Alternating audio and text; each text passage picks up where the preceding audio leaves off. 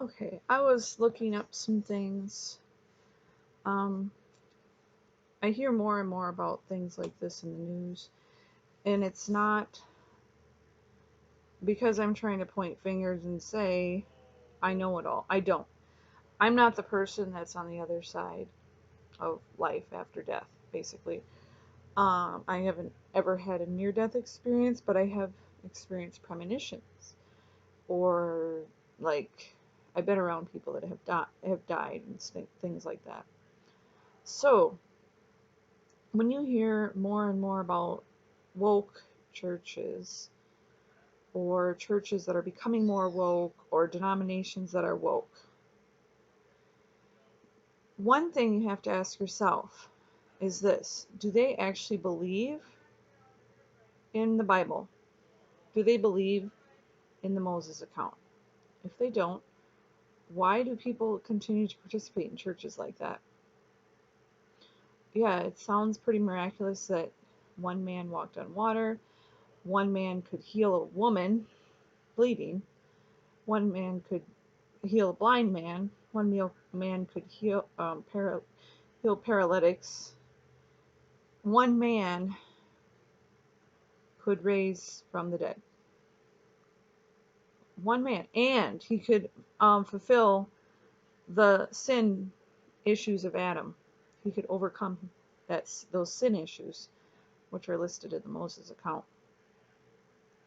Seems pretty profound, as well as the Moses account itself seems pretty profound. I mean, like splitting a Red Sea, knowing the matrix order of a family and only the firstborn dying, um, the water turning to blood. No one can drink bloody water. Things like that. Those all seem pretty miraculous. Manna from heaven. Wow. Okay.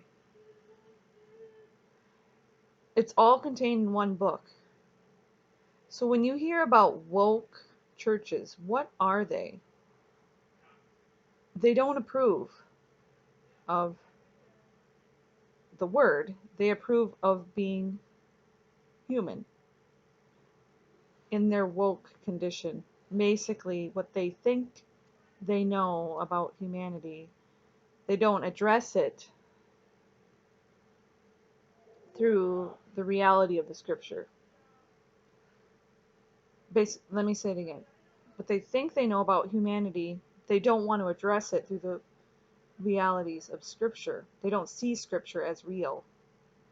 They don't sense it as a possibility. Okay. So they become woke, meaning political, far left, only denominational goals in mind. It's a game. It's like a social club.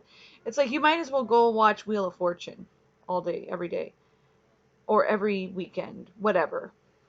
And that's a person's church. Okay. They're not interested in the Bible. They're interested in the social club. Is that does that make sense?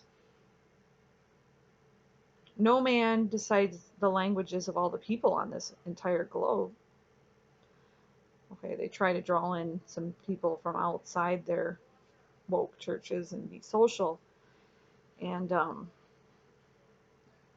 they try to incorporate more things just to be more social and inviting of a different language group or group of people, like a indigenous tribe in South America or something. They're trying to mix the oil and the water, basically, instead of just addressing how the Bible actually says things and leave it as it is.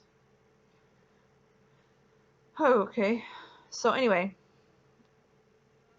if you have a friend or a family member or someone else who's involved with these woke churches, they could be more Catholic leaning or they might not be.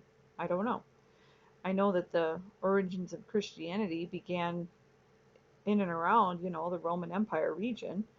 That's very obvious. Okay. How did these woke churches come about? Um, it's a question in my mind. I don't know. It could be because of World War II topics. I've addressed this in other videos. Because they're scared the fear, and they fear that they'll be labeled a phobic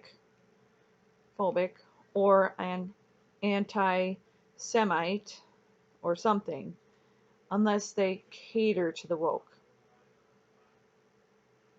Now, there are many Jewish people who do not approve of woke lifestyles. Why? Because they're so opposed to Moses' accounts. It's an opposition to Moses' accounts, so it doesn't work. Okay. So what do you do with the woke church people when they're associated with them? You might see them in healthcare, you might see them in education, you might see them in public. I don't know. Or you might know them personally, or you might have friends or family. The answer is this: be like Jesus actually happens to be. Merciful. He tells a woman caught in adultery, sin no more. And that means understand what sin is. Woke churches don't do that. They don't understand what sin is. Address Sodom and Gomorrah issues as they really are. Don't fiddle around and say, oh, it wasn't really destroyed. No, there is evidence that it was destroyed.